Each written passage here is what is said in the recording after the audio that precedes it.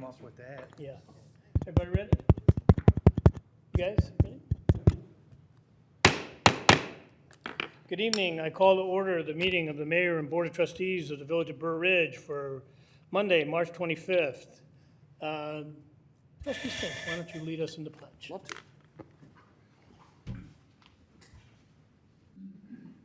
I pledge allegiance To the flag of the United States of America and to the republic for which it stands, one nation, under God, indivisible, with liberty and justice for all. Thanks, Russ. Madam Clerk, roll call, please. Trustee Francis? here. Trustee Schiappa? No. Trustee Paveza? Here. Trustee Snyder? Trustee Matal? Here. Trustee Smith? Here. Mayor Grasso? Here. There are no presentations or public hearings this evening. That'll take us to item 4, the consent agenda. Excuse me. An item shall be removed from the consent agenda at the request of any one trustee or anyone present at the meeting. Those items marked with an asterisk are considered the consent agenda. A roll call shall be taken on the approval of the consent agenda and recorded in the minutes as an omnibus vote. If an item is removed from the consent agenda, it will be discussed by the board, opened for public comment, and voted upon during the meeting. 5, minutes A, approval of regular board meeting of March 11, 2024. 6, ordinances. D, approval of an ordinance amending section 22.11 of the Burr Ridge Municipal Code. And E, approval of an ordinance granting a special use for a real estate office in a B2 general business zoned district in accordance with zoning ordinance section 8C2AL Z01 2024 101 Burr Ridge Parkway Unit 150 Smith Remax Properties. 7, resolutions, approval of a resolution authorizing antenna license agreement for water tower, 7101 Garfield Avenue, Windstream, formerly known as Business Only Broadband. 8, considerations. C, approval to direct staff to prepare an ordinance approving a special use for a restaurant over 4,000 square feet and to amend an existing special use to add outdoor dining to an existing restaurant, Z02 2024, 78 Burr Ridge Parkway, Patty's Sunrise Cafe.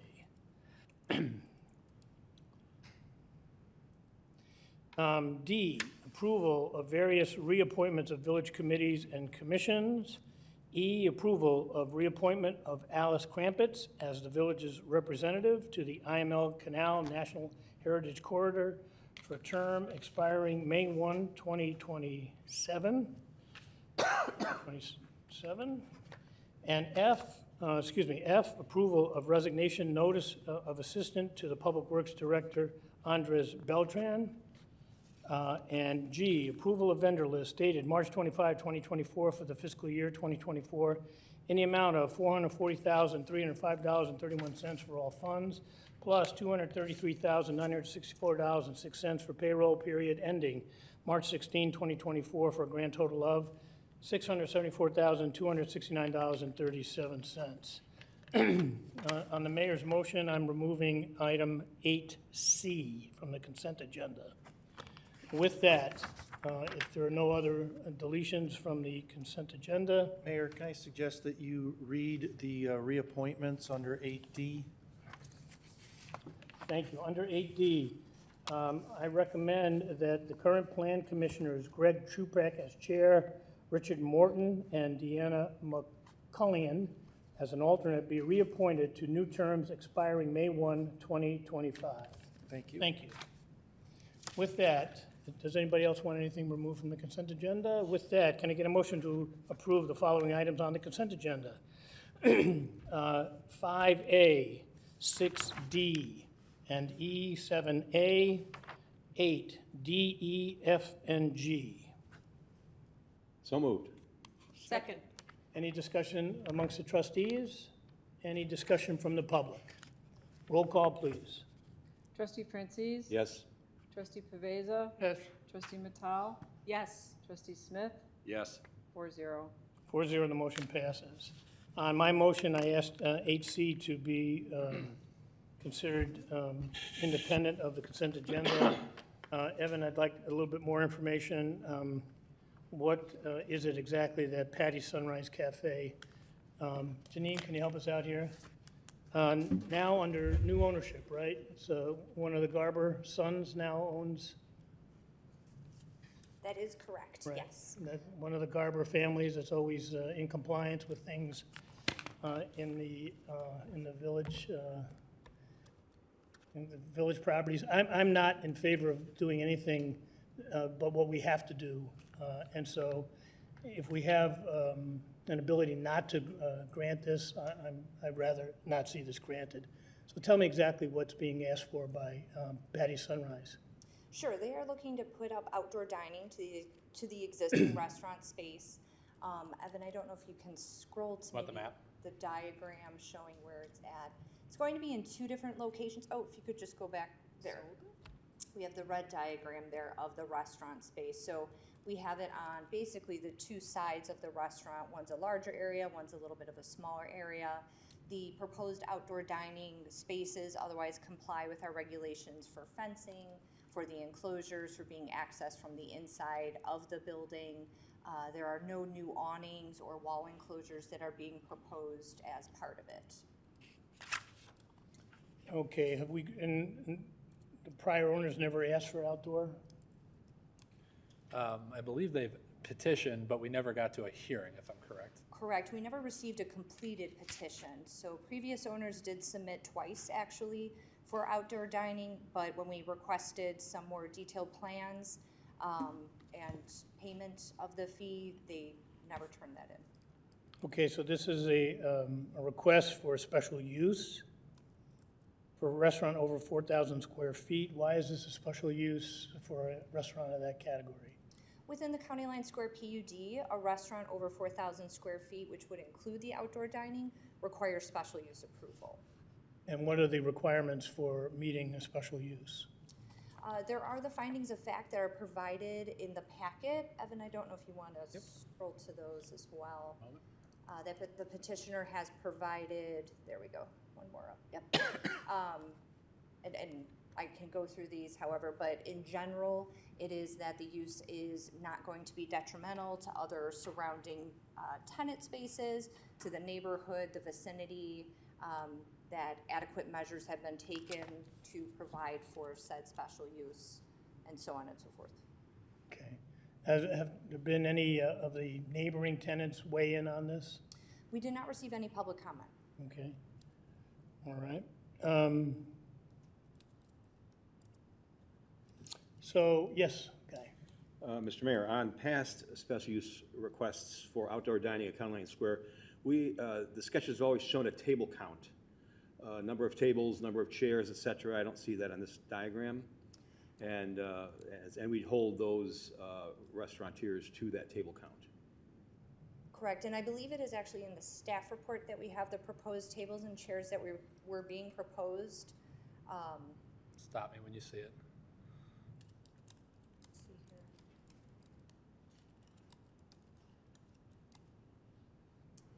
Here we go, I think it's within here, here we are, yep. So the 2 outdoor dining areas, so we have the 3 tables, 12 seats, and then 10 tables and 38 seats. Based upon the calculations that we use for the parking requirements, I believe that it only required an additional 3 parking spaces with the addition of the outdoor dining area. 3 parking spaces for 13 tables.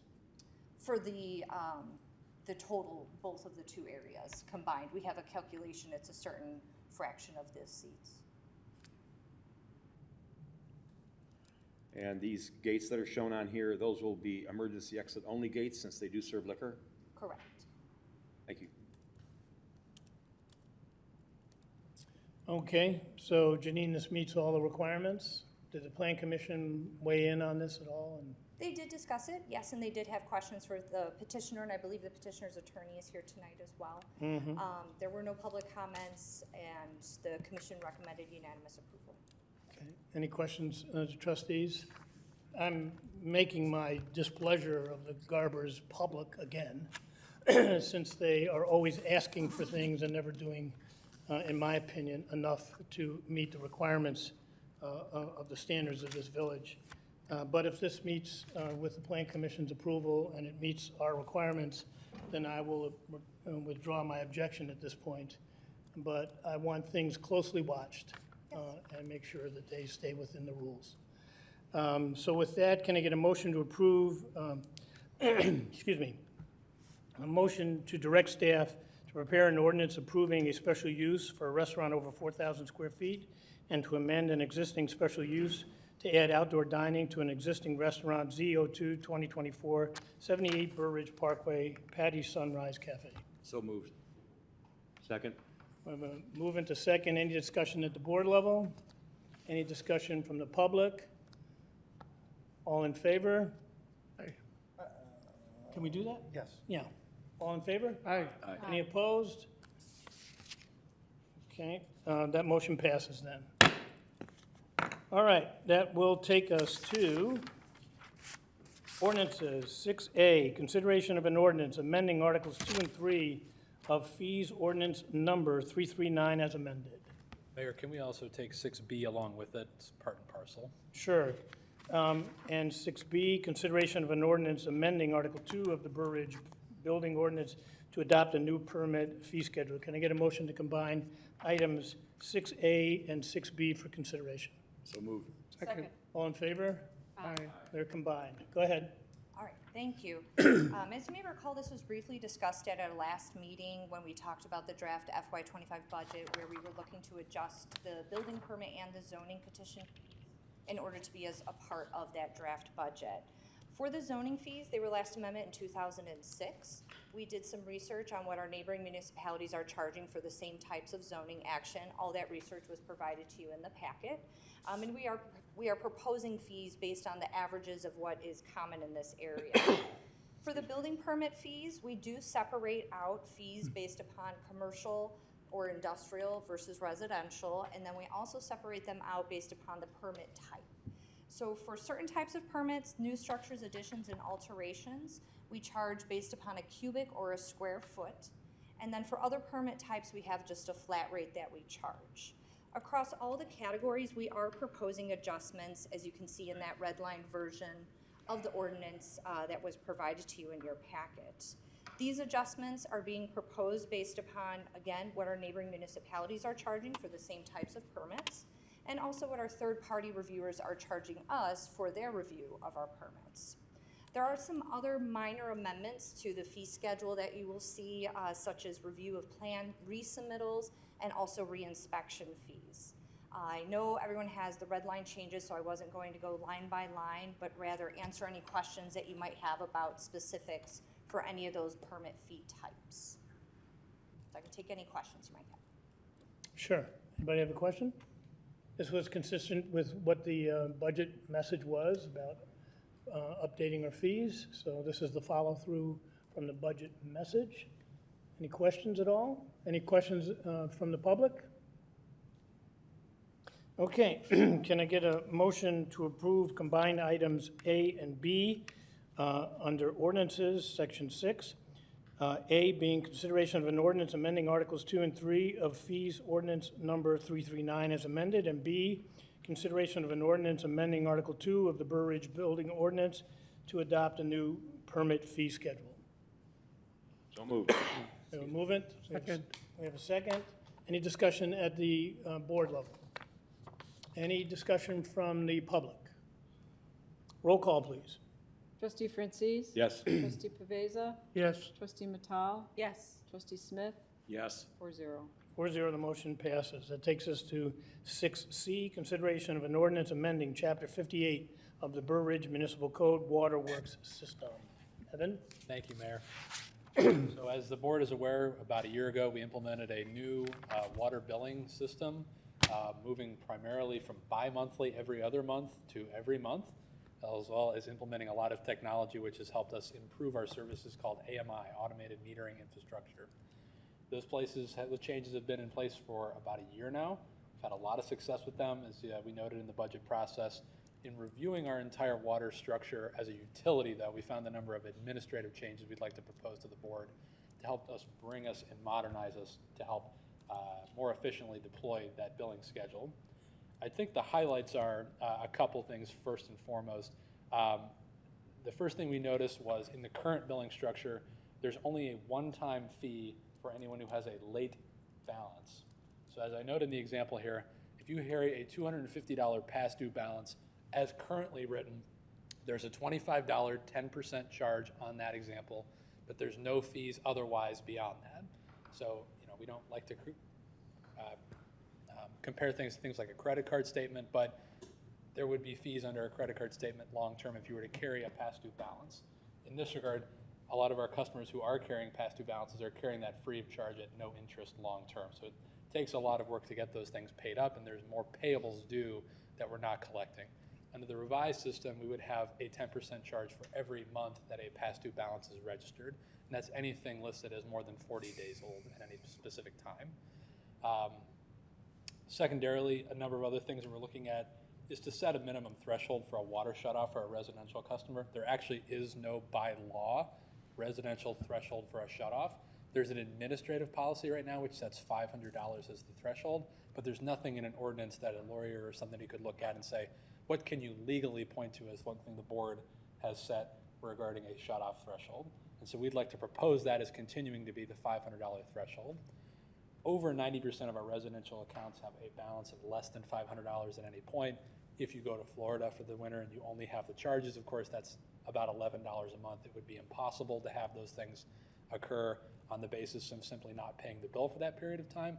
Additionally, if there would be a leak, our system is detecting those leaks proactively. So there is no real chance that we can see on a normal day-to-day basis of a shutoff occurring based on someone not paying their monthly bill for a period of time or an accidental leak occurring, because in either case the bill is too low or we're catching the leak ahead of time and it doesn't even get that far in the first place. So we feel very safe about that.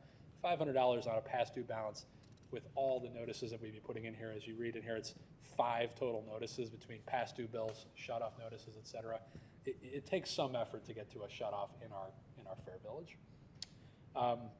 We're also going to be instituting a non-residential threshold of 2 months past due balance for basically a commercial account. So commercial, non-residential uses can be anything from a single employee business up to something like a Mars, which generates hundreds of thousands, if not millions of gallons every month in business.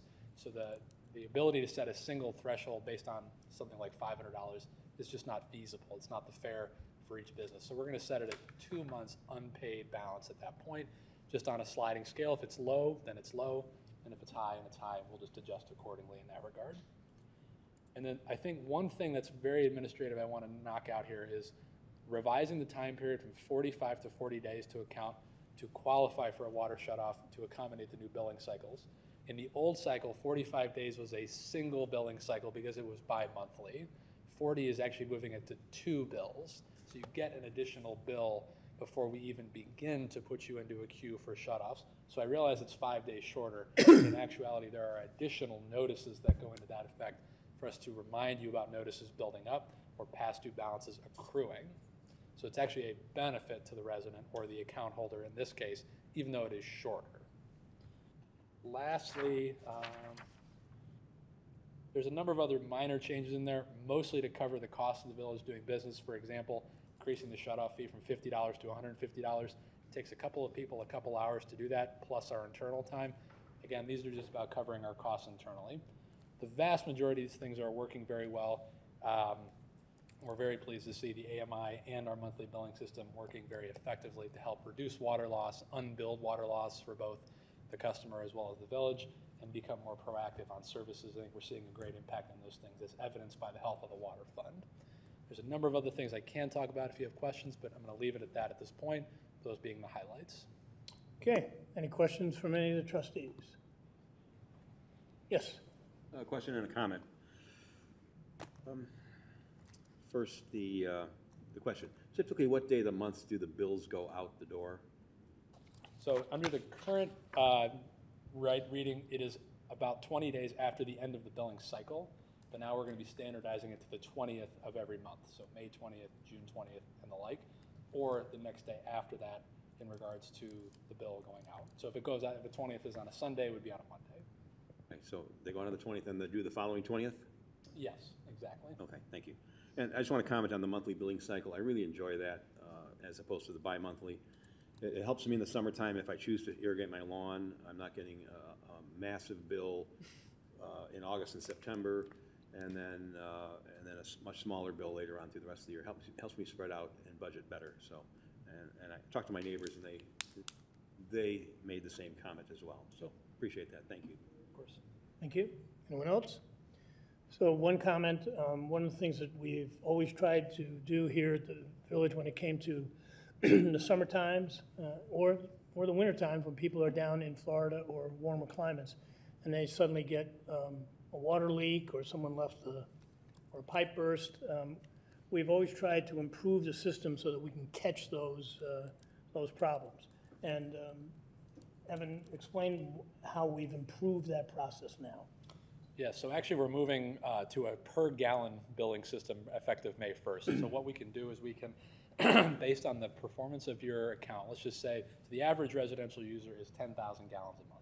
Let's just say your average is actually 2,000 gallons a month, for example's sake. What we can do is we can set alarms that are administrative in the system to say if you are generating that much in a day, we know that something is going on that is out of the ordinary at that billing cycles or at that billing location's premises. That could mean that you're filling up a pool or you're doing your lawn for the first time that year, but there also very more likely is going to be a toilet leaking, a valve that's not working correctly or the like, and we can alert you proactively, hey, we're seeing a lot of water uses through that. And now that that's down to the gallon, we can even make those more granular. Previously it was per 1,000 gallons, and that can be even more granular now. So as the less water you use, the greater intensity those alarms will be in the future. We've already seen a lot of performance gain from those types of things, and we think that'll only be better going forward as we move to a more granular system and have more history on the data going forward. Quick question. Yes. How do you contact the residents? Is it by phone or by email? Typically, it's all the above. Okay. Knock on the door, call, email. Nice. Hey, we think we've got an issue here. If not, let us know. Great, we'll keep billing. But if so, you need to be checking everything. And there's usually 3 or 4 top ones that we can use to solve it. Nice. So hypothetically, if someone's in Florida and something is leaking big time, you've called them and they don't pick up, and so do you just shut it off if after you see In very rare cases, if we find that there's an extreme spike, we can turn it off at the B box just to stop it.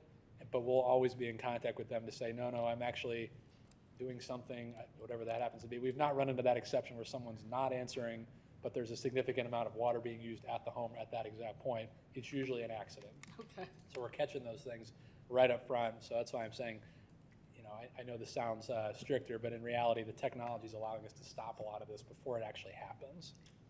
And I know it's working because I'm the one that usually gets the call that they get back from Florida and they find out they've got a huge water bill and can't happen. And Right. so, and we try to work with the residents every time that happens, but I haven't been getting the calls. So that's indicating to me that the program's effective. You haven't been missing those calls. Right. No, they've got my cell phone. So I haven't been getting, but I did want to point that out because I think that's a big plus to the residents. We do remind them, shut off their washing machines and do other things because that stuff tends to happen over the winter time. But the process is working because I'm not getting the calls. Okay, with that, can I get a motion to approve an ordinance amending Chapter 58 of the Burr Ridge Municipal Code, Water Works System? So moved. Second. We have a motion, a second. Any discussion at the board level? Any public comment? Roll call, please. Trustee Matal? Yes. Trustee Smith? Yes. Trustee Francis? Yes. Trustee Paveza? Yes. 4-0. 4-0, the motion passes. That takes us to 8 considerations. A, consideration of resignation notice of Economic Development Committee members Mark Stengel and Luca Kapelarczyk. We're going to call it Kaplarevich. Okay. But your guess is as good as mine. These are on the agenda purely to note them for the board's record, but also the board has asked that these not be placed in the consent agenda to allow the option to discuss and thank them for their service. That's it. And we do thank them both. They're both original members of the Economic Development Committee. And so I certainly thank them. Yes, Trustee Francis? Our volunteers in our community, with all their wide and diverse backgrounds and educations, help make us a strong village and continue to make Burridge a very special place. I thank these volunteers, and I thank all of our volunteers. Thank you. Anyone else? All right, so that was for information only, and to thank them publicly.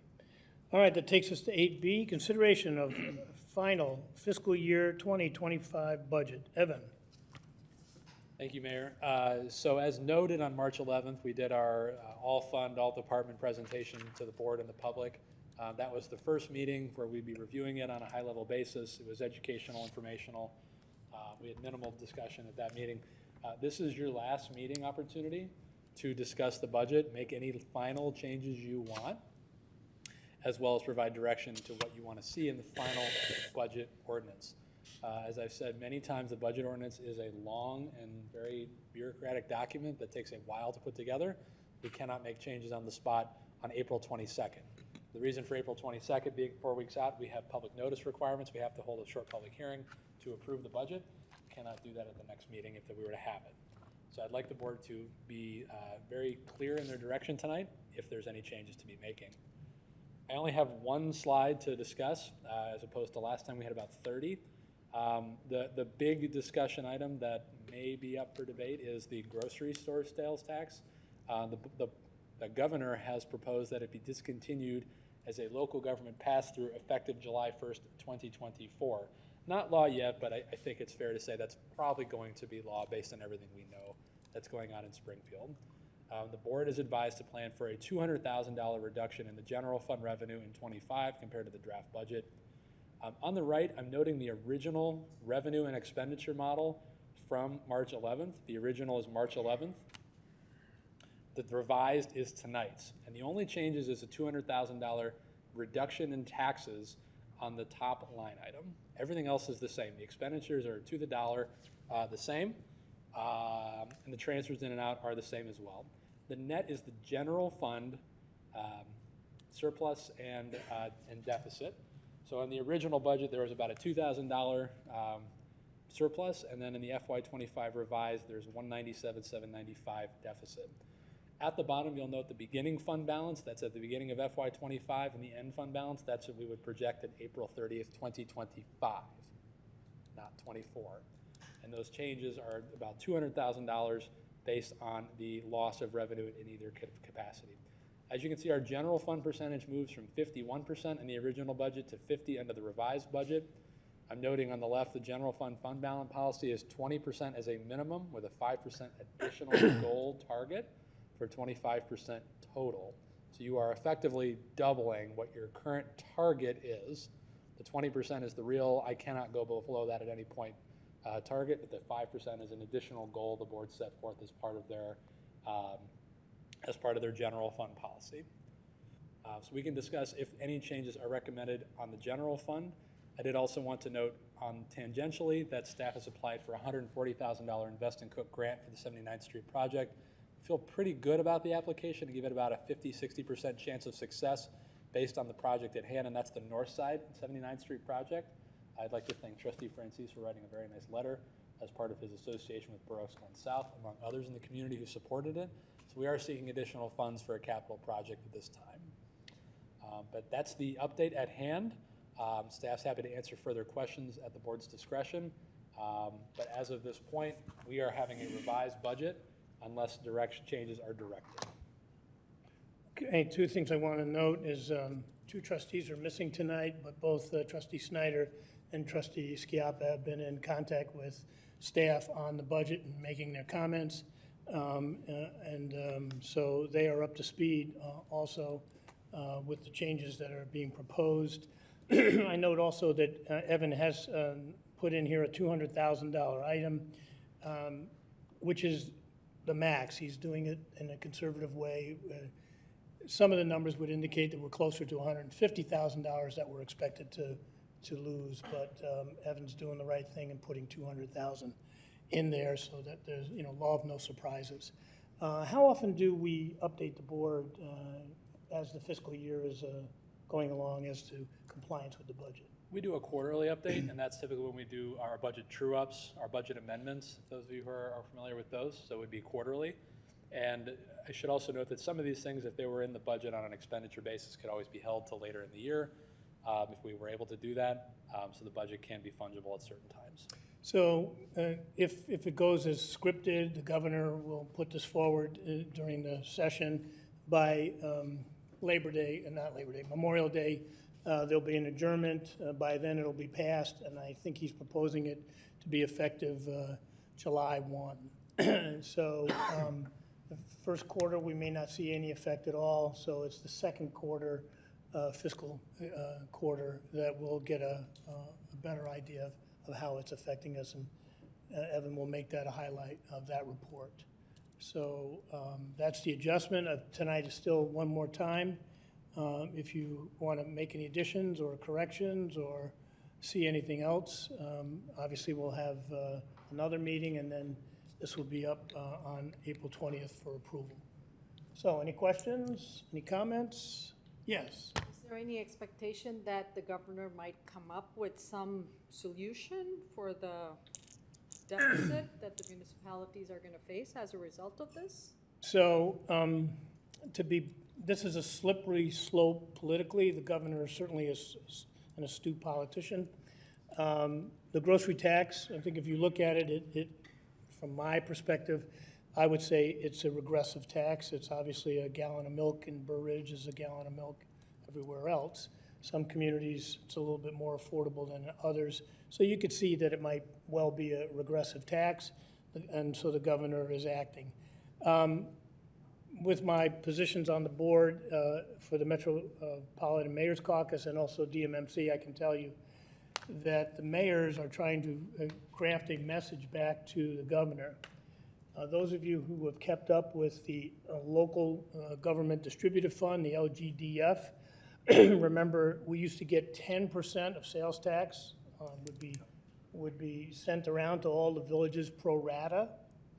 About 10 years ago or more, under Governor Quinn's, I think, tenure, he took over 40% of that number away, and then we were all of a sudden only getting 6%, which is a considerable hit to a lot of villages, including this one. Governor Pritzker has allowed the last two sessions to put back basically a half a point of that. So we're still down a good 3.5 points. So part of the strategy that I've been involved in is to ask the governor, well, if you take it away over here, start giving us back the money that other governors took away from us. So if you took basically a 1% away, how about giving us at least 1% more back on the LGDF? We'll see how successful that is between now and Memorial Day, but that's part of what some of the mayors are getting together to talk about. Okay, wonderful. With that, any discussion on the budget from the public? Again, I also emphasize that this budget will also keep us also in a position of being debt-free. Find me another municipality north of I-80 that's debt-free, and I'll suggest that maybe your information's incorrect. This is the only one that I can think of. So we'll see how long that can last, but it's a nice position to be in.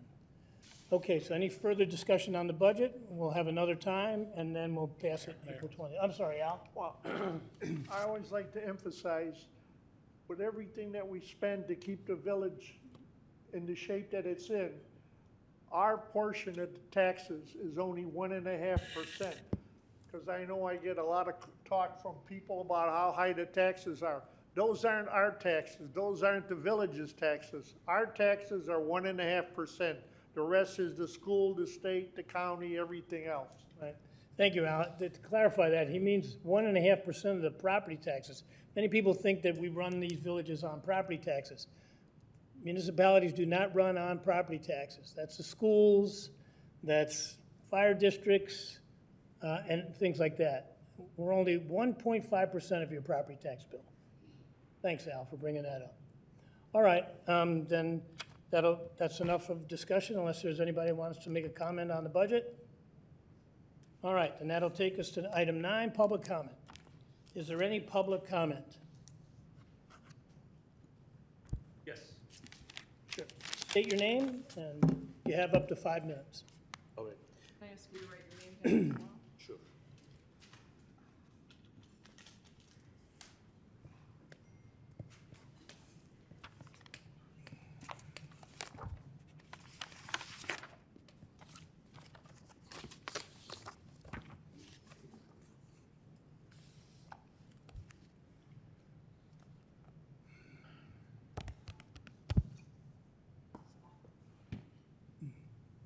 Good evening, Board of Trustees, and good evening to the audience. My name is Nizam Khatib, and I've been a resident of Burridge for about 9 years, and my business is here as well. I want to start by thanking you for giving us the opportunity to speak in front of you again tonight. And I would like to also thank you for doing a good job for the city of Burridge.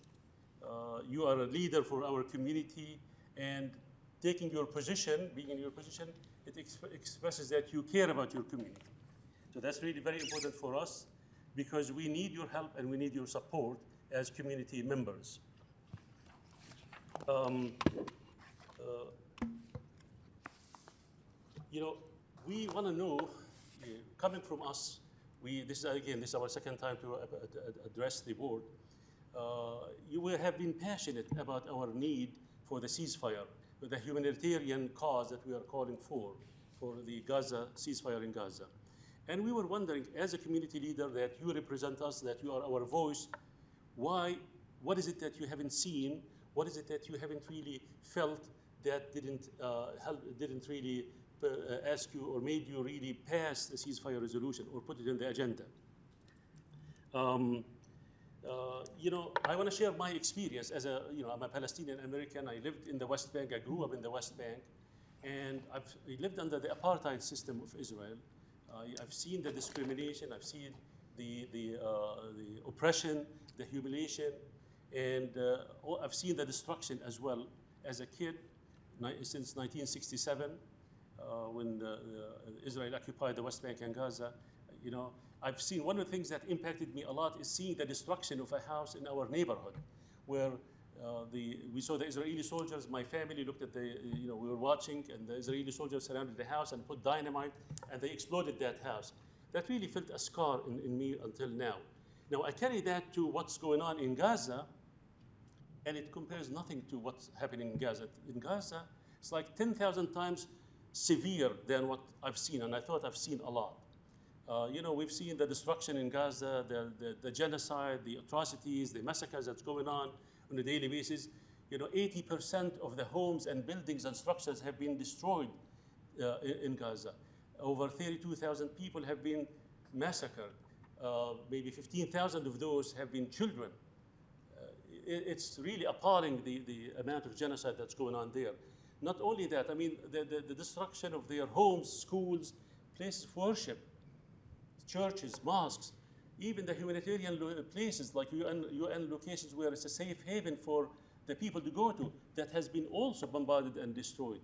So now 1.5 million people of the Gazan people have moved to the south, have been displaced to the south, and still are being bombarded and being killed. And even, there isn't really enough food for them. And when they drop some food, people run to eat it, and we've seen it on TV. The Israeli military again killed over 100 people trying to get food. In addition, the starvation that people are facing now, we've seen a lot of kids dying from starvation. It's really appalling, and we need you to help us and stand by us in passing the ceasefire resolution. I was navigating the website of Burridge, the village of Burridge, and one of the strategic goals and visions of the village of Burridge is to ensure the secure and healthy neighborhoods, secure and healthy neighborhoods. So heeding our voices and calls for ceasefire ensure safe and healthy constituents. We all heard what happened in Plainfield to the boy Wadia. He's 6 years old. He was murdered in his home. If Burridge takes a preemptive action in solidarity with justice, ignorant people will be less inclined to use violence against Burridge community minorities. This is certainly in line with your strategic vision. I would like to share with you some of the benefits of passing a ceasefire resolution. You can demonstrate our city's moral principles and commitment to justice. By passing a ceasefire resolution, you are standing against anti-Semitism and Islamophobia. Your constituents are reaching out to you to be their collective voice at the higher level of the government. And local municipalities' call for ceasefire can be a statement on financial prioritization, advocating for funds to be used for local needs rather than contributing to a genocide. It's a stance that emphasizes the importance of addressing local issues and investing in community development. If you had a chance to view the ceasefire resolution that I sent to a lot of you, to all of you, it calls for ceasefire from both sides of the conflict and return all of the hostages and prisoners and allow the humanitarian aid to enter Gaza and save lives immediately. We understand today the UN Council has passed a resolution. It's not really a complete resolution because it's just asking for a temporary ceasefire. We're asking for a permanent ceasefire. Please, I urge you to pass a ceasefire resolution to save lives. Thank you.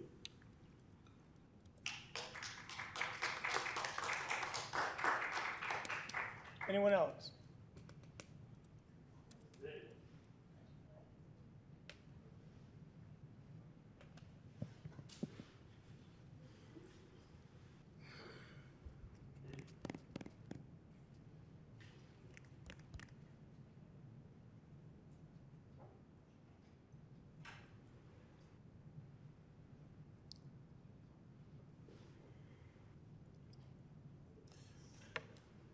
Hello, Hello. my name is Omar Dwaidari. I'm a resident of Burr, live in Johnston. I've been living in Burr for the past 25 years, and what we've seen recently, I personally have 6 kids, and my kids been extremely worried about what's going on, especially what happened, in other villages that with the stab of murder of that child. And we feel that, we're limited to what we can do during the crisis overseas. But what we can do is actually have our voices heard in here. And we want you to support our area, want you to support our kids, our neighborhood, by objection to the crisis over there, to support the ceasefire. So, when my kids feel that the village of Burridge, support them, they will actually have more confidence. They will have more, peace. I also serve on the board of Mecca Center, and we are extremely in support of the ceasefire over there, and we speak about it all the time. So it is encouragement for us, to hear your voice and to see you supporting the people in here. Thank you very much. By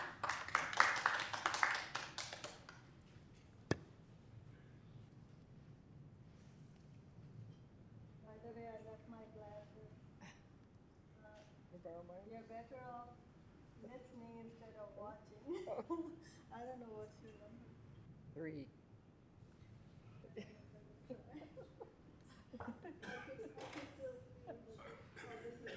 Okay. Good evening, everyone. My name is Naila Osmani. I'm the founder of VPEP, that stands for Voice for Peace, Education, and Prosperity. I build bridges of understanding to combat anti-Islam propaganda and implement humanitarian values of Islam, primarily in the areas of health, education, and disaster relief. One example is the first free COVID telehealth platform in DuPage County. I just couldn't see pileup of dead bodies in New York. Dr. Tur from Burridge is one of many Muslim physicians who dedicated longest hours. First places we called were synagogues, churches, and mosques because we were compelled by our faith to help save a human life regardless of belief system or ethnic origin. I believe that the God of Moses, Jesus, Muhammad, peace be upon them all, and everyone on earth is the same God who created us equal and did not teach hatred, killing, or racism. So-called chosen racist people will talk about everything except starvation and bombing of human beings. Let's not forget that long time ago the chosen people were chosen for a test which they failed. Chicago, Villa Park, Bolingbrook, DuPage Township, and 100 cities across USA have joined the United Nations ceasefire resolution against racism, killing babies, and bombing hospitals. Propaganda stops common sense and distracts a person to ignore reality. Ongoing lies about beheading babies again and again. We hear deceptive statements like, does Israel have a right to defend? Are you an anti-Semite? October 7 again and again. Or we warned them before bombing. Well, Putin also warned Ukrainian, but everyone unanimously supported ceasefire. All this to shut down the conversation, dehumanize, and distract us from the fact that unarmed civilian families are being killed right now while we sit here discussing a ceasefire resolution. This false propaganda have made some people think that Palestinians deserve to die. Do you know that Jewish-owned media usually skips the word Israel during their terrorist attacks? Listen to this news from Wall Street Journal. A blast goes off at Orthodox Church in Gaza. From where? No one knows. Typical words used for Muslims are terrorists, savages, terrorist sympathizers, or backwards, so that everyone can feel better killing human beings, a narcissist attitude. If someone attacks with a knife, he's a terrorist, while a $64 million jet dropping a multi-purpose bomb on a residential block is called a collateral damage or war consequence. These barbarians have converted 90% of the city into a rubble with human bodies which are now used to build a pier. Let's not forget 750 years of Muslim rule in Spain, of Muslim leaders who allowed Jews to enjoy their golden era. Do you know that Muslim family has kept the key to the church in Jerusalem since the 7th century? I hope that we evolve to understand that we are all the same human beings. Our ability to hate and discriminate will take us to the path of self-destruction. We need to understand that no matter how powerful we become to oppress, kill, and abuse other people, we are killing our own humanity. In the last few months, we have seen 30,000 Palestinians, including over 12,000 children, who have been killed. 2.1 million people are internally displaced and are under starvation with no safe zone in Gaza. Right now, USA is a perfect example of abuse of power to help carry a genocide in the concentration camp called Gaza. Remember, if you treat someone like a savage, you will get a savage. Those who will refrain from passing this resolution will leave a legacy of racism to share with their grandkids and will be known as racist by the entire state of Illinois. Thank you so much for your time, and thank you so much for your glasses.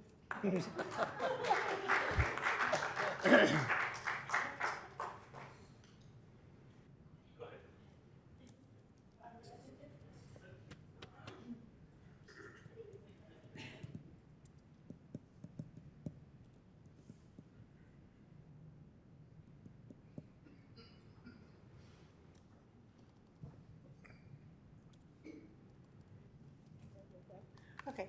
Hi, I'm Mary Bradley, and I'm changing the subject a bit, but I live at 121 Surrey Lane in Burr Ridge. I'm in Carriageway. I'm president of my homeowners association, and I've been on your ad hoc committee. Need to know if it's going to continue. But I wanted to make a couple comments. And we've all touted how much Burr Ridge is a special Mary, are you place. near the microphone? I'm having a hard time hearing you. Is it the microphone? Okay, we've all touted how wonderful. Can you hear it? Okay, good. Can you hear me now? Yeah. Is it working? What am I doing It doesn't wrong? seem to be working. Is the light on, Mary? The light's on. Okay. Sorry. It doesn't move. Yeah, that's better. There you go. Already. Thank you. Doesn't move, okay. We know Burr Ridge is a special place. I believe it. I know you believe it. We've all talked about it. And we accommodate residents who want to seek a sense of privacy in a tranquil environment. One of the greatest assets we have is our freeway access to 2 interstate highways, giving its residents easy access and its businesses easy access to go north, south, east, west. I can see why the company like Bridge would be very interested, and especially when there's 110 to 113 acres to deal with.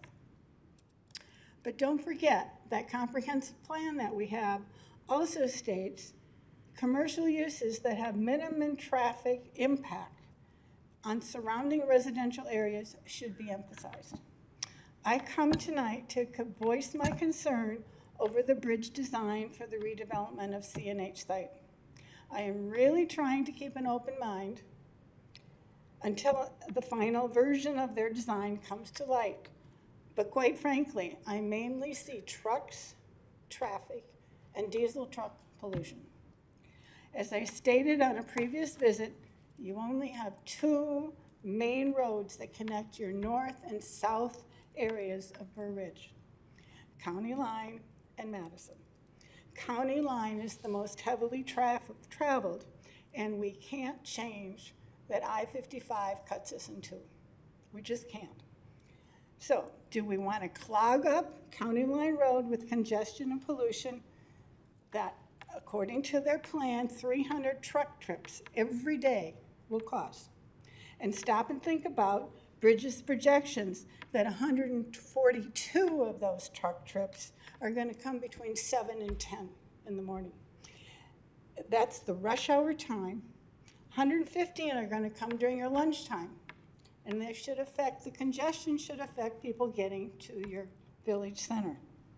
But how do you think the parents rushing to try to get their kids to school or daycare, commuters and workers trying to get access to I-55, Loyola, or our kids to school or daycare, oh, I'm repeating, sorry, and current businesses to the village center and the frontage roads of Burr Ridge? It could even affect the lunch hour times when people have lesser time to get to lunch. There's going to be a shorter time period for them to get places. I recognize it may not affect the bulk of you who live south of I-55, but residents, especially the 4 homeowner associations, the Park District, the church, the hotels, and numerous businesses there that need that intersection to access home and work. So I ask you, when you look at this proposal, and you'll get it after the Planning Commission, I understand, you do so with a discerning eye and not be swayed by glitz of glass windows, extra green space, trees, bike paths in the middle of a trucking zone, promises of sales tax. Warehouse middlemen don't get you the sales tax. Your retailers do. When the ad hoc committee suggested that we wanted residential, I believe most of us were looking to see more than only 14% go to residential. I understand the village plans to get their own traffic study done, make sure it incorporates the extra trucks that are already coming in with Compass and SAIA and whatever you want to call that. And one of my neighbors was asking for an environmental study. I've been reading things about truck traffic and the pollution that diesel trucks bring. So don't forget that. Residents of Burr Ridge are looking for you to protect us and the village we cherish. Thank you, Mary. Thank you. Anyone else?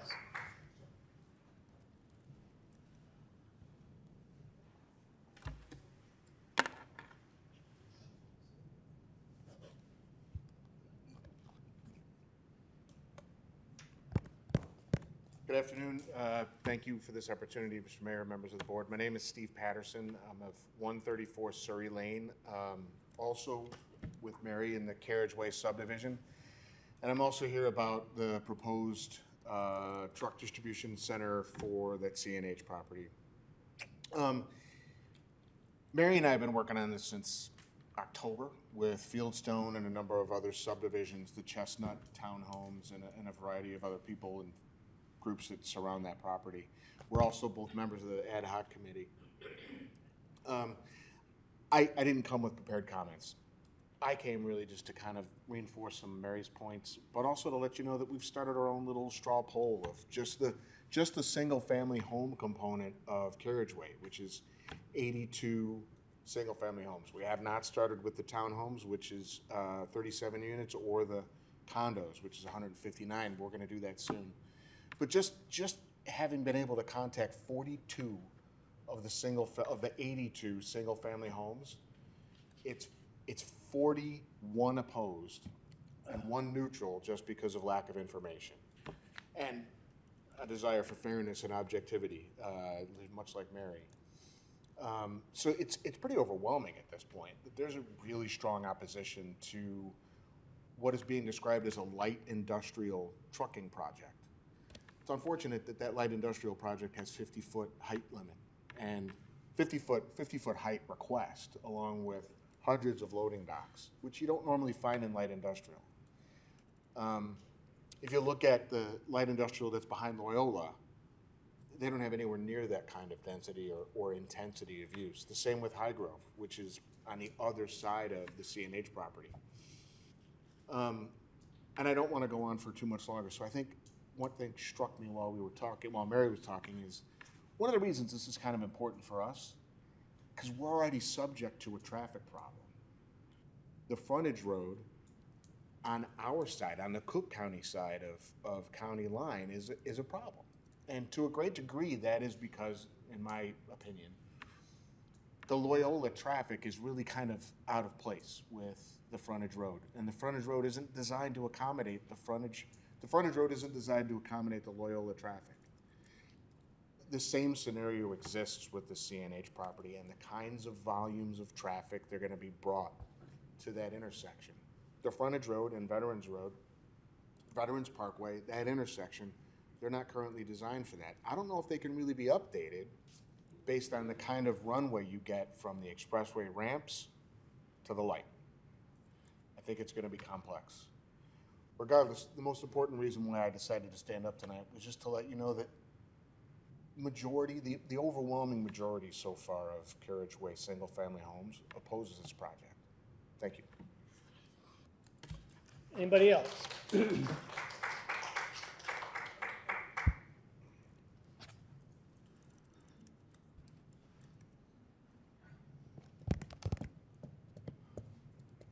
Hello, members of the board and the community. I did not come with anything prepared because I actually wasn't preparing to speak. Your name, please? Erica Polanco-Webb. I'm sorry, I live 8633 Heather Drive. I was not prepared to speak, but since the conversation about CNH was presented, I figured I'd just say a couple things. I did attend that meeting, and I actually have an open mind about the location. I just like for you guys to keep in mind and maybe add to your thoughts of having opportunities for families in the community. There's not many opportunities for families to do things and go places, especially families with younger kids. I am on the Board of Education for Gower, and these are some of the concerns and some of the conversations that are going on in the community that parents have about that property. While there are the manufacturing opportunities that's going to be going on there, I think that we should consider making sure that there's opportunities for families, young families especially. There's a lot moving in. I know on our block we've had a lot of new families move in. And I just think that also having an opportunity, a preservation opportunity for Harvester Park, because it is considered a historic landmark. I think that something like that should be added into the plans as well, because that's not there. And finally, a dog park, because that is not something that we have, and I think that it will probably be beneficial for the townhomes that you guys are, or that they're considering building there. But other than that, just kind of keep the residents, especially younger residents, in mind when thinking about what to do with that community. That's it.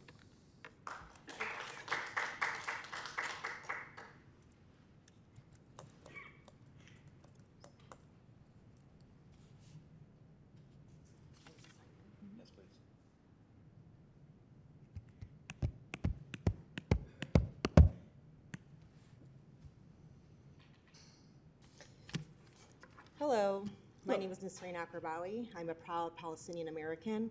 I'm here tonight hoping that you'd understand the pain and suffering the people of Gaza are enduring daily. I have family and friends there who have been displaced. Many have lost their loved ones, their homes, and jobs. This has tragically impacted them, including their innocent children. There is no electricity, food has run out, and now many elderly Gazans, along with children, are dying of starvation. They sleep outside in the cold, and many children walk around barefoot without a coat and barely clothed. These children are our children. These Gazans are humans who deserve basic human rights.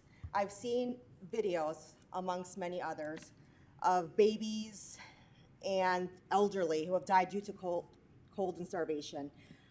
How are we not infuriated as humans? I'm not able to talk with family and friends in Gaza just to check on them due to the lack of electricity. On days I can't get a hold of them, I pray, and I pray nonstop until I know they're still alive. How can we as tax-paying American citizens see this, know this, and can't come up with the conclusion that we must demand a ceasefire? How much more pain and suffering do we need to witness before Israel wipes out every selfless Gazan? Israel and their horrific crimes, including the number of war crimes they've committed, and the over 30,000 Palestinians that have been murdered, have proven that this is not a war against Hamas. This is a genocide where we are witnessing Israel trying to ethnically cleanse the land for their own sick and twisted benefit, even if that means the slaughter of the innocent. We are seeing this. We know this is wrong. We must speak up, and most importantly, we know the importance of demanding a permanent ceasefire. I'm here tonight asking that you strongly consider adding a permanent ceasefire resolution to your agenda and stand with humanity for the sake of the innocent on both ends, Israel and Palestine. I know many of us are parents, grandparents, and so on. Just imagine being put in a situation where there is no way out, living in fear daily, and having to endure the pain and suffering of burying your children and loved ones. I want you to keep that in mind. I try to send reminder texts to loved ones in Gaza, reassuring them that we are speaking up and doing everything we can because we are their voice. Now I ask, will you speak up for the oppressed, the victims, the children, and most importantly, for humanity? It's extremely important, and I ask this as a mother myself. The amount of videos that I've watched, I'm sure all of you guys have witnessed it. I'm pretty sure all of you guys have probably looked at it, seeing those children, and imagined your own children. What do you do in a situation like that? So we're all here asking that you please just consider adding this permanent ceasefire onto your agenda. It's important. It really is. Thank you.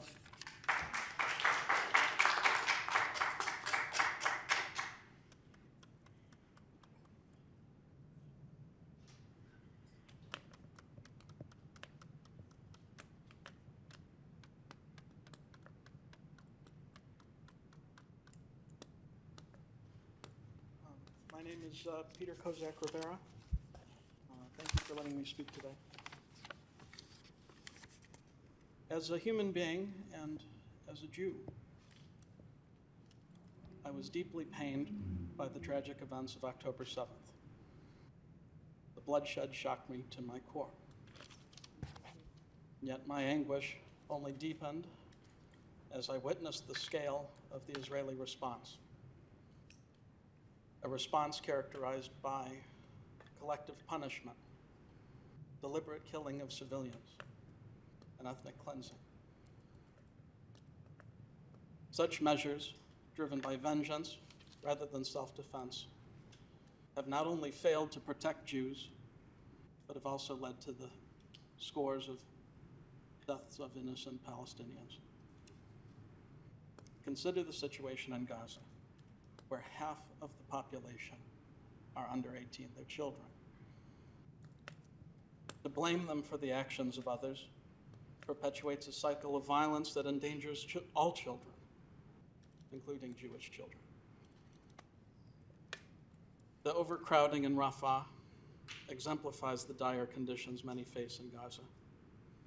Families have nowhere to flee amidst the violence, exacerbating the risk of disease, hindering access to essential services, and increasing civilian casualties when there are attacks. Moreover, Gaza is starving. The blockade and continuous bombardments have decimated its infrastructure, nearly eliminating the possibility for food and aid to reach those in desperate need. This deliberate stranglehold on resources is causing untold suffering and pushing an entire population to the brink of humanitarian catastrophe. Let me be clear. War crimes have occurred on both sides of this conflict. Yet it is heart-wrenching to witness one side's atrocities being justified in my name as a Jew and with my American tax dollars. Bombs are being dropped on children, and those bombs are stamped "Made in America." There will be repercussions for us as Americans that will reverberate decades into the future if we do not pursue a ceasefire. The future cycle of violence will escalate, leading to further loss of innocent lives and deepening the humanitarian crisis. There's a way out of this, though.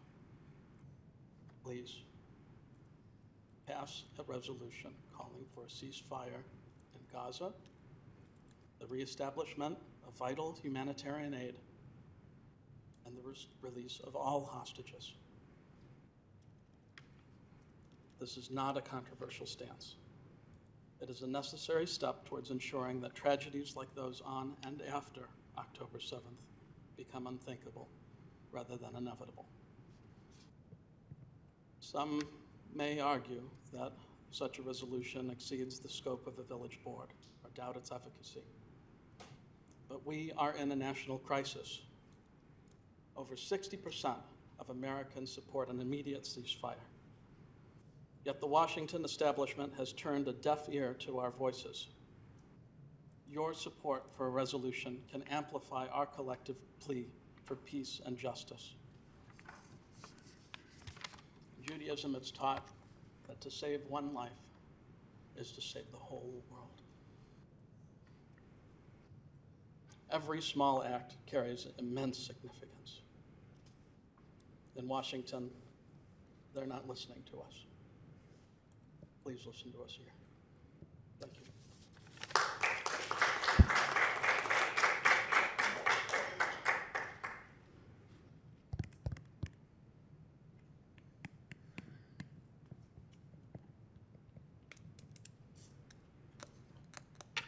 Good evening, Mr. Mayor, esteemed members of the board.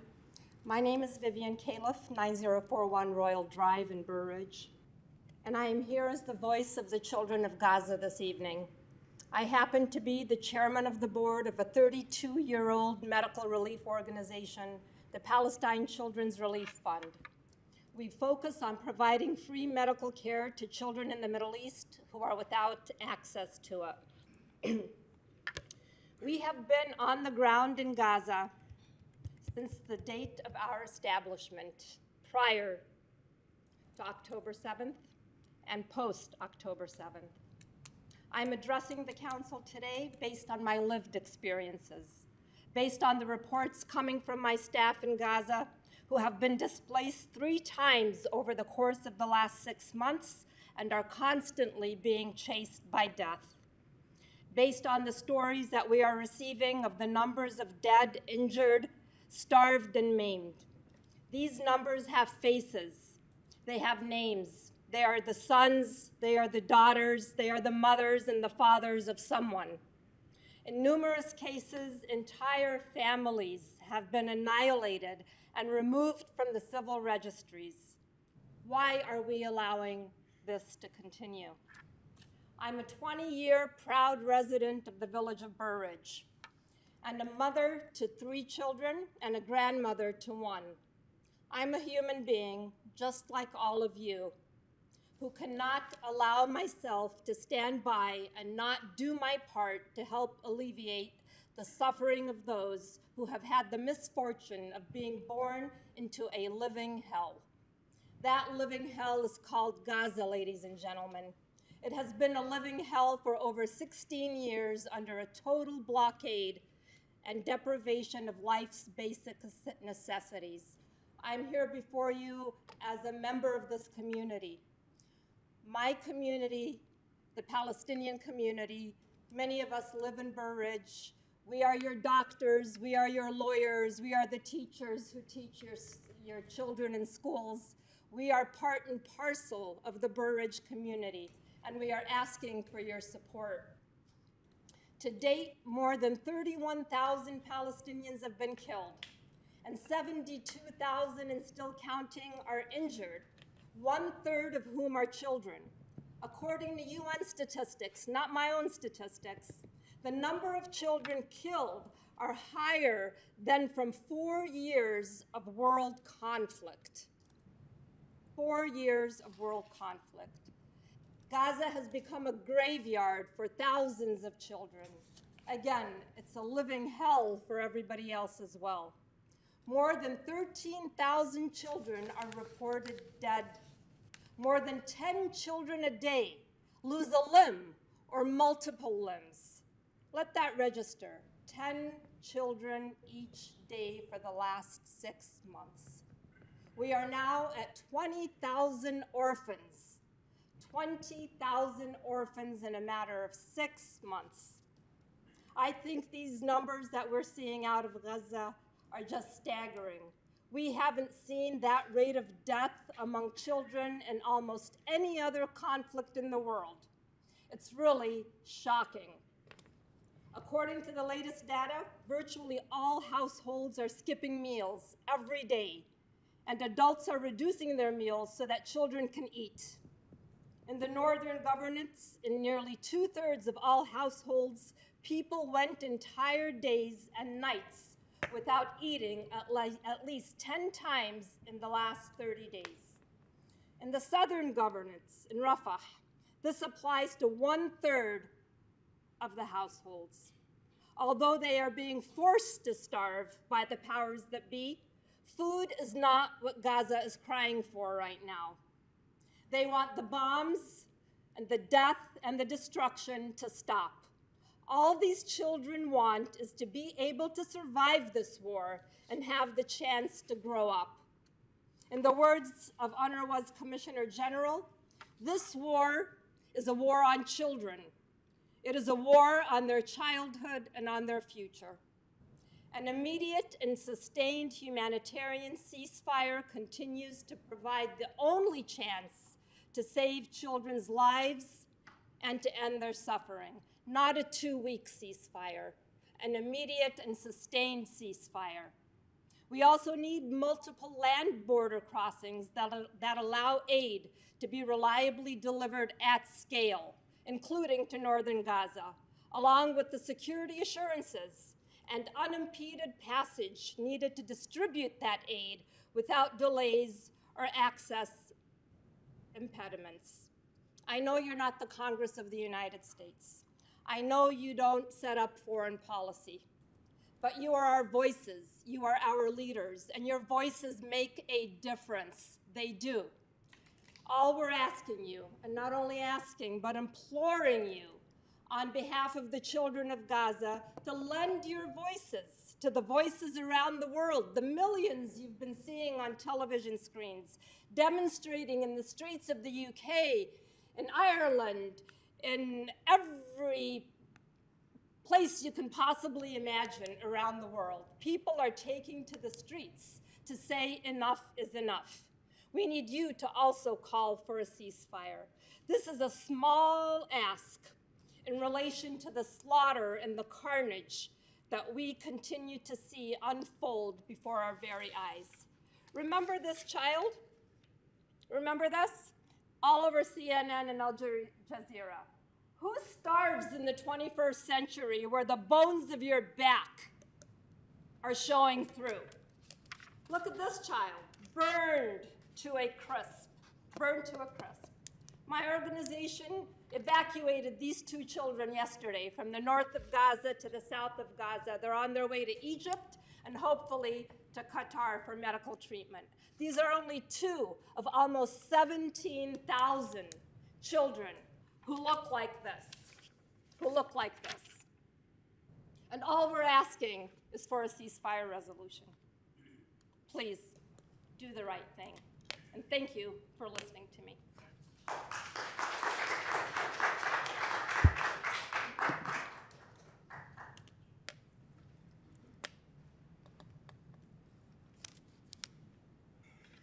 Hello, everyone. Our respected Honorable Mayor and respected trustees. My name is Hassan Ali. I served as the Imam of Mecca Center for the past 12 years, and I'm also the co-founder and director of Humanitarian and Interfaith Global Initiative. And I was honored to participate and volunteer in so many initiatives here in the village, and will be happy and honored to continue my service with all of you. You know, during these sacred times of Lent, Passover, and Ramadan, and by the way, the reason why the room is not full of people because Muslims are observing Ramadan, and now is actually the time for breaking fast after fasting for 14 hours. Otherwise, the room will be full of people. So we are observing the 3 holidays from 3 different religions, Christianity, Judaism, and Islam. But I come before you today with a heavy heart, carrying the memories of my recent journey to Ukraine on the interfaith humanitarian mission. Last September, I had the honor of joining hands with many doctors, physicians, caregivers, and faith leaders from diverse backgrounds, united in our shared commitment to serve humanity and to save humanity. During our mission, we visited a mass grave outside the capital of Ukraine, Kyiv, where the graves of innocent children lay beside their own grandmothers. I stood with my Christian pastors, priests, and rabbis in front of graves of children who were killed in 2020. They were buried next to their grandmothers who were born in 1920. So this is something that for all of us to reflect on. And the site was like a stark reminder of the devastation, consequences of violence and conflict, regardless of the geographic boundaries or religious affiliation.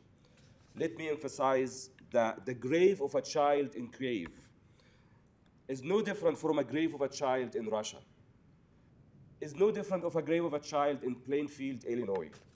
Is no different from a grave of a child in Gaza or Tel Aviv. They all are children, and they all deserve to live their own life and to dream of a better future. The pain of loss knows no borders, and the grief of a parent mourning their child is universal, something that you cannot even describe. And in the face of such suffering, it is upon all of us as people of faith and people of values to stand together in solidarity and compassion, to raise our voices in support of a ceasefire in Gaza and for an immediate release of all hostages and prisoners, irrespective of their backgrounds, irrespective of their religions. Furthermore, we must advocate for humanitarian access to Gaza, ensuring that essential aid reaches those in need. Every child, regardless of nationality or ethnicity, deserves to live in a world free from violence and fear. We have to be consistent in our values. By issuing a resolution demanding a ceasefire as soon as possible, and by calling for a release of hostages, all of them, we affirm our commitment to upholding the sacredness of life and the dignity of every human being. So let us come together in prayer in these very special times, in these very special holidays for all of us. Let's come together in prayer and action, striving to build a world where peace and justice prevail. Please save people and save children. Thank you. Thank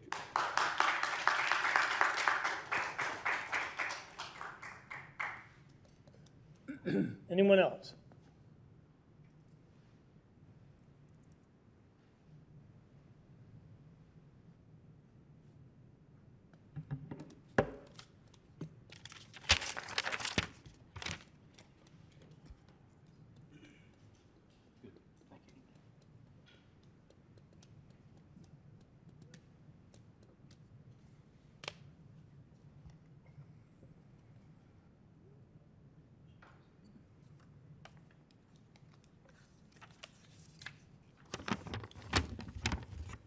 Respected Mayor, respected trustees, good evening. My name is Yassine Merjmak. I came here today to respond to a distress call from a child in Gaza. A boy was looking at me through the camera, crying in fear and pleading for help. He was running away from a bomb that had just hit a nearby family home. He was holding his baby brother in a car seat and said he couldn't take it anymore. His parents are long dead, and all he cares for now is his baby brother, but can't find food. As a responsible parent, if I didn't come here, if this doesn't move me, then what would my heart be made of? I came here today because I know this boy's parents were killed with an American-made bomb. I came here today because I know more than 30,000 innocent lives were killed with American-made bombs. So let us ask ourselves today, how long are we going to allow a foreign state to use our taxpayer money to commit war crimes? How long are we going to allow our country to enable genocide in our name? How long are we going to allow free voices to be silenced in our campuses, at the workplace, on Capitol Hill?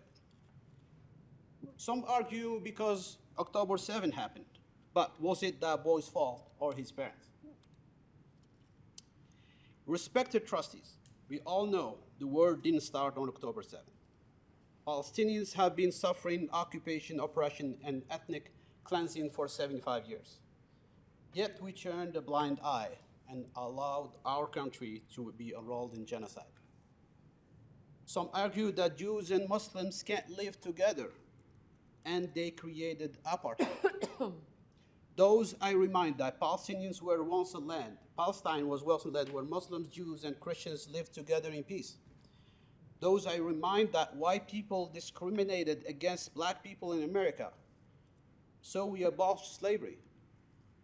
Those I remind that white people discriminated against black people in South Africa, so we abolished apartheid. Respected trustees, if you believe that America still stands for justice for all, if you believe that America stands not for the rich and powerful, but for the poor and the oppressed, then I implore you to respond to that boy's desperate call. I implore you to take urgent action that would end this bloodshed and save many innocent lives. Respected trustees, let's draft and adopt a permanent ceasefire resolution today. Let's do it in every city, in every county, in every state. Thank you.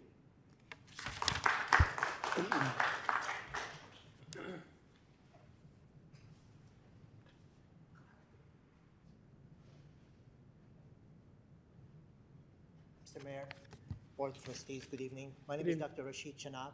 I did speak on March 11th, and my topic at the time was the data of what's happening in Gaza. At the time, there were 32,000 killed, and now there are 33,000 killed. I also emphasized ceasefire. I also emphasized stop funding. My understanding that local government listens to what the public comments are, then put everything together and put in an agenda, then vote on it. However, this did not happen, and I'm asking, what is a good reason? What is a good reason not to vote with a yes to ceasefire on both sides? What is a good reason not to vote yes to release hostages on both sides? What is a good reason not to vote yes to send humanitarian aid to both sides?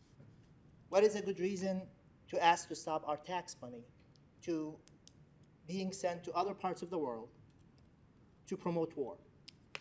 What is a good reason to ask to use those tax dollars to help our local governments to increase funding to schools, police, our pensions, our future, and our children's future? None of us getting paid to come today. I did not eat myself except for a water and a little piece of date. Same thing I shared with some other people.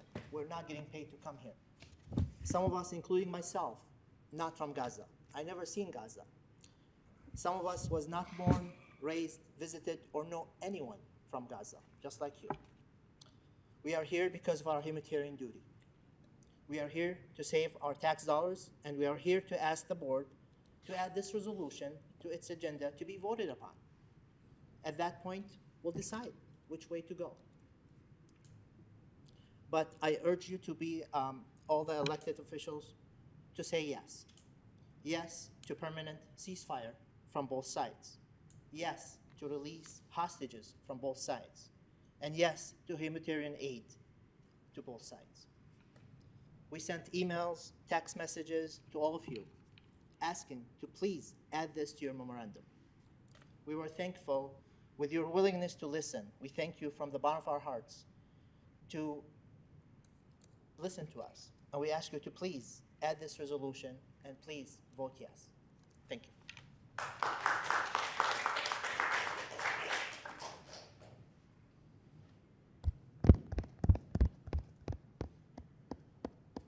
Good evening. How are you guys?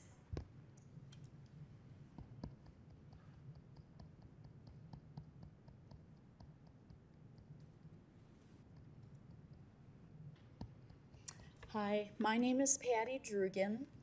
I am here today on behalf of all of my brothers and sisters, everyone here, our Muslims, our Christians, and our Jews. I am a Christian woman, I am a mother, and I am a grandmother. I am absolutely heartbroken at all of the death and destruction that I have seen. We stood with our Jewish brothers and sisters on October the 7th, and it is a genocide. The genocide that has ensued since October the 8th and forward. We all as decent human beings need to stand up. This death and this mayhem and the destruction, it is killing our children. These are all of our children. Whether you're Jewish, whether you're Muslim, whether you're Christian, whether you have no religion at all. These children are all of our children, and we should be standing up for them. Wadi al-Fayoum in Plainfield, the hate that is going on over there in Palestine and Israel. There have been Israeli people here, as well as our Palestinian people here that have been killed. They have lost their way in Israel and Palestine. And we as America, as American citizens, we have lost our faith. We have lost our trust. And our politicians, doesn't matter whether it's Republican or Democrat, we have lost our trust in our ability to be able to depend on our president. All of the people who are involved in engaging in this, when we sit on that fence of fear and indecision because we're afraid to speak up, we are all at a loss, and especially those children. So I am asking every one of you in here to please. This resolution is not just for our Palestinian brothers and sisters. It is equally for our Jewish brothers and sisters as well. We have to do what is right. We have to do what God tells us to do. And in this moment in time, Jesus was very clear in those 10 commandments.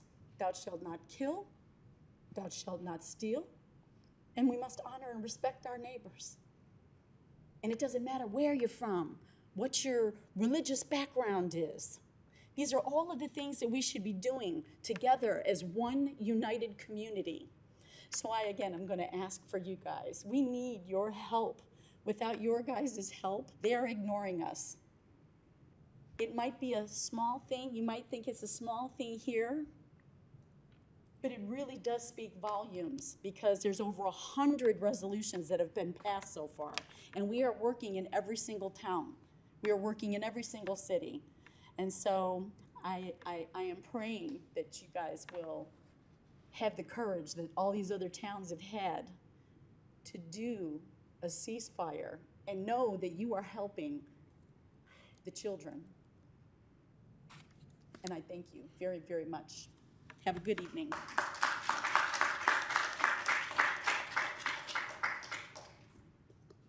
Anyone else?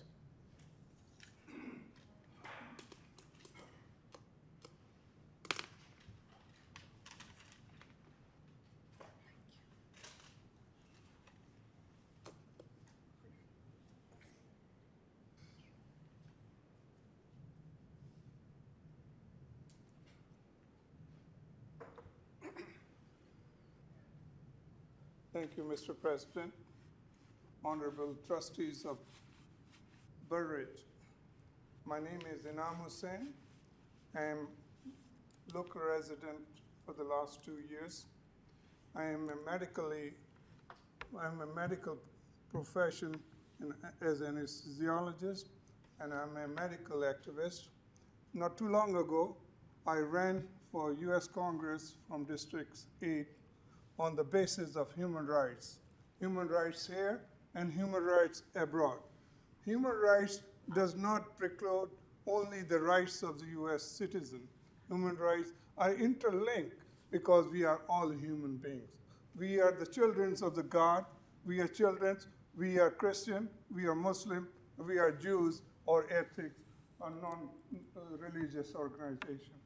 We are talking about the catastrophe happening for the last 6 months, but we are not aware about what was the background for the last several decades. These Gaza people been facing the blockade for the last 10 years, where no foods are allowed, no medicine are allowed, no equipments are allowed to that part of the world. I have served in West Bank for the people of the West Bank. Right now, the situation is that there is no medicines which save the life. There's no supplies for the foods. The people are eating grass. These kids deserve our attention, my dear trustees, because we are all interlinked. We cannot let this happen continuous. We want these people have the chance, as my predecessors have mentioned, that we are giving the chance of peace. Sure, it will take time, but at this particular time, we cannot keep on bombarding. It is our tax dollar. We cannot allow that to happen, that our tax dollar going for this genocide. We are requesting for this honorable body to make a right decision, the decision for the future of the humanity, the future for the children who are asking, where are the human beings throughout the world who can look up, who can save us, who can protect us? So I'm urging you, please pass this resolution for ceasefire. Thank you very much.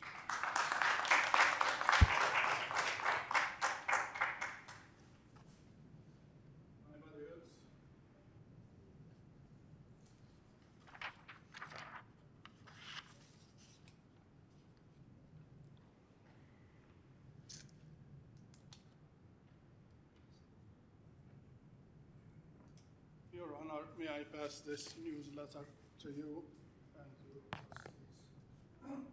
You can read it later. Thank you. Because I'm going to speak. Thank you. I appreciate it. Thank you.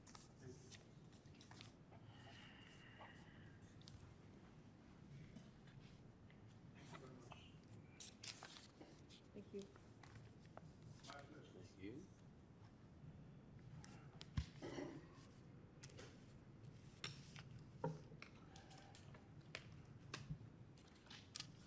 Your Honor, my name is Faiz Kozundar. I am Executive Director of not-for-profit organization for 15 years. I was raised in Khan Yunis, in Gaza Strip, in Jalal Street. Till high school, I skipped looking for education. I end up in Chicago. My dad, in 1952, built a house. My nephew sent me a picture. It's destroyed. Last war, 3 years ago, my nephew was holding her, my niece actually, holding her 4-year-old daughter, was killed at the last day of the war. This war, her husband and 3 boys got killed. I have over 50 persons in Rafah without shelter, without food, without medical care. Rafah is a small town of 300,000. Now it's holding 1.5 million. And Netanyahu threatening to invade that small town. Can you imagine?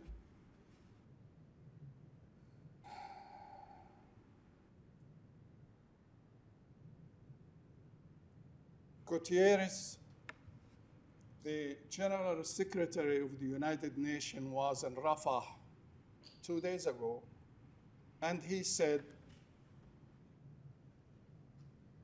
Gaza was an open-air prison for 17 years, and now it's an open-air graveyard for children. It's shame on humanity. You are human organization. You coexist with us. We live in your vicinity. You provide for us the median, the well-being, and in return, we pay you taxes. You send it to the federal government. The federal government turn it to bombs to kill children in Gaza. A rabbi addressing his congregation and telling them that Palestinians are snakes and bugs, and you should get rid of them and kill them all, including children, because the children will be dangerous for you in the future. This is how they treat us as animals. And that's what the leaders of Israel declared in the first week of the war, saying that we are human animal. You know why he said that? To justify genocide. Can you imagine a Jew would declare this?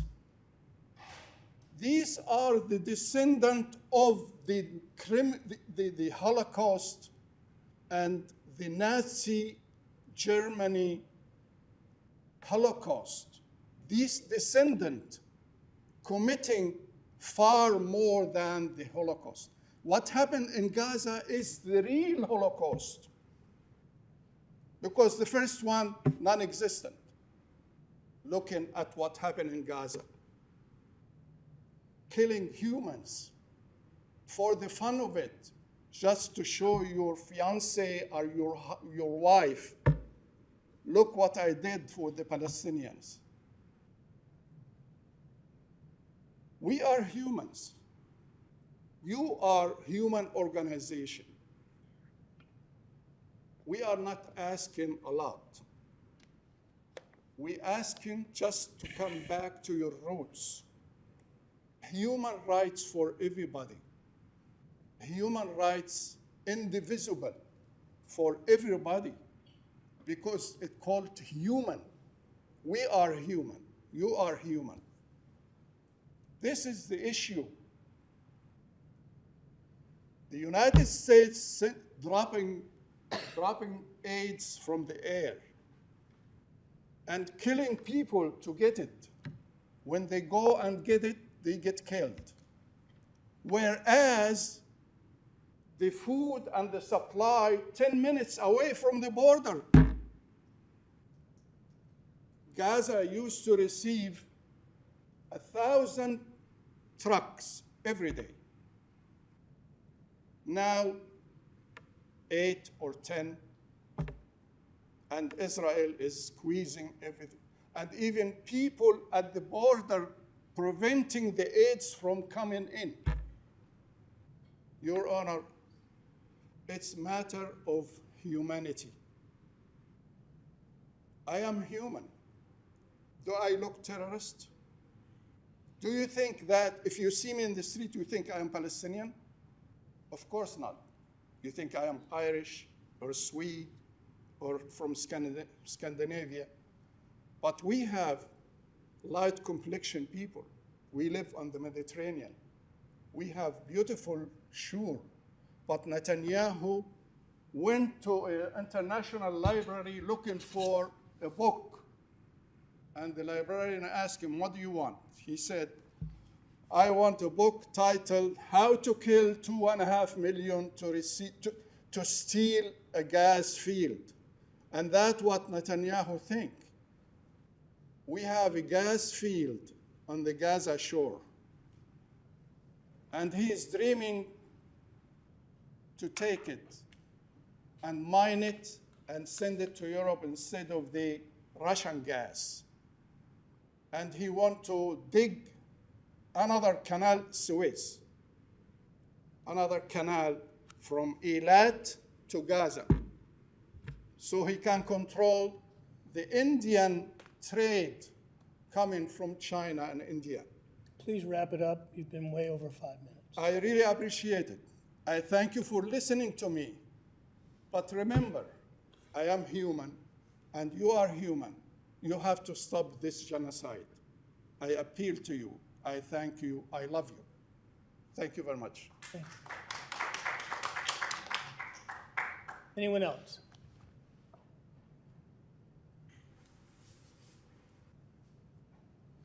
Okay, I think that's the end of the public comment. All right, that takes us to 10, reports and communications. Any reports and communications? Anita? Yes, I just wanted to say that summer is around the corner, so the first event for the summer or spring, end of spring, is the Armed Forces Day. It'll be a family-friendly festival of patriotism. It's on Friday, May 17th, from 5 to 7 at the Village Center. So we hope to see all of you there. Thank you. Anyone else? Yes. After the trustees are done, of course. Anybody? Could you repeat those dates, please, Anita? May 17th, Friday. Friday, May 17th. For Armed Forces Day. 5 to 7 p.m. Yes, 5 to 7 p.m. right here. Thank you. Do it down at the Village Green. No, it's at the, thank you. Village Green. Go ahead. It's at the Village Green. Yes, Village Green. It said so on the website. Got it from the website. Thank you. I just want 2 quick comments. Thanks you to the public for your patience. We were closed in Village Hall the last 3 days. We were updating our computer systems. Thank you again for bearing with us. We are back up as normal tomorrow to take payments and the like, so thank you for your patience. I also want to note for the public, several comments on CNH tonight. There's also a TCF page we put on the website. We have not gotten a zoning petition at this time. There's a concept plan that we've gotten from the developer who represents the owner of the property, the Dramotis family, who lives in the community here. If you'd like to take a look at that concept plan, please take a look. It is right next to the CNH tab under the community header at the top of our website. So just noting that for the record for anyone who would like to go ahead and look at those plans. Thank you. Okay, I just have one comment about the ad hoc committee for the CNH property. In consultation with council, since there's now a formal petition in front of the village, Bridge has put in a formal petition to the Plan Commission.